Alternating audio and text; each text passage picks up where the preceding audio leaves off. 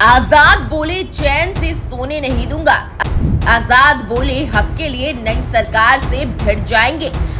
बसपा की जमीन खींचते दलितों के आजाद।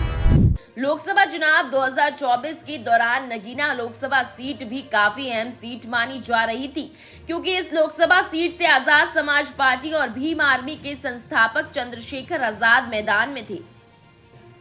लोकसभा चुनाव खत्म होने के बाद मंगलवार को मतगणना के बाद आजाद समाज पार्टी से जुड़े नेताओं को ऐसी खुशी मिली जो शायद ही उन्हें अब तक महसूस हुई होगी।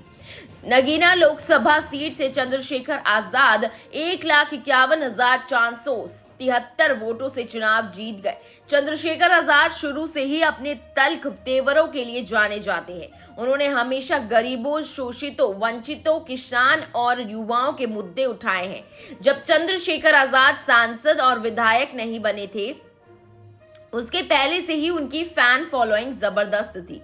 अब लोकसभा चुनाव जीतने के बाद चंद्रशेखर आजाद का बयान सामने आया है। चंद्रशेखर आजाद का कहना है कि सरकार को ना तो चैन से सोने दूंगा और ना बैठने दूंगा। उन्होंने यह भी कहा कि जनता के हितों को ध्यान में रखते हुए काम नहीं हुआ तो उसके लिए संघर्ष होगा। चुनाव जीतने के बाद चंद्रशेखर आजाद ने नगीना लोकसभा क्षेत्र की जनता को भी धन्यवाद दिया है।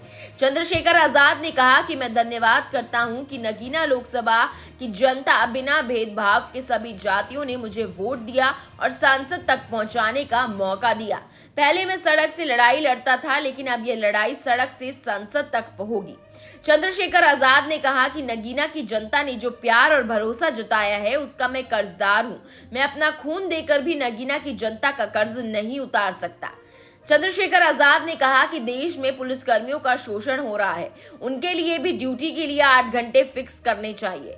पुलिसकर्मियों को भी छुट्टी मिलनी चाहिए। इसके अलावा उन्होंने यह भी कहा कि निजीकरण से नुकसान हुआ है। साथ ही उन्होंने कहा कि जातिगत जनगणना, बैकलॉग प्रमोशन में रिजर्वेशन, महंगाई, बेरोजगारी जैसे गंभीर मुद्दों पर उनका संघर्ष जारी रहेगा। नगीना लोकसभा सीट पर चंद्रशेखर आजाद के अलावा भारतीय जनता पार्टी, समाजवादी पार्टी और बहुजन समाज पार्टी द्वारा भी अपने उम्मीदवार उतारे गए थे।